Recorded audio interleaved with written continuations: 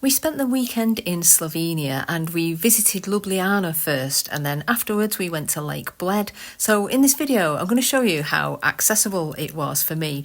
I took my mobility scooter on this trip. Before the trip I couldn't decide whether to take my manual wheelchair or my mobility scooter. I knew there were going to be cobbles and what the streets were going to be like, so I was a bit undecided, but in the end I went for the mobility scooter.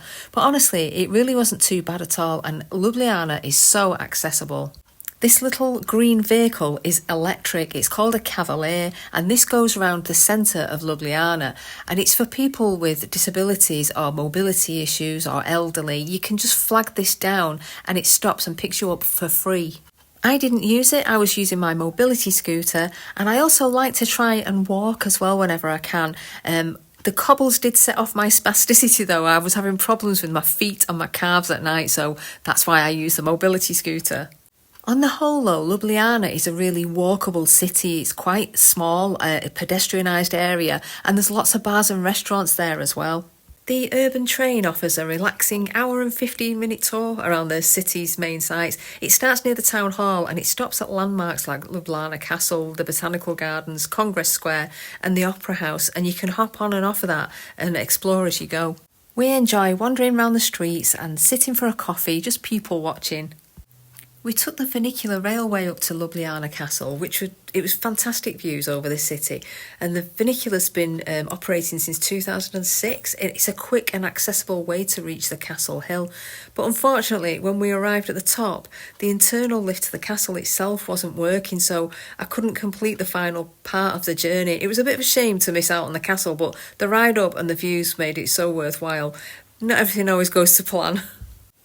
The next day we drove to Lake Bled. It's a beautiful glacial lake and it's in the Julian Alps, the northwestern part of Slovenia. And we'd rented a car. When we arrived in Zagreb in Croatia, we drove across the border, and that was an ideal choice for us, especially because I'm travelling with my mobility scooter.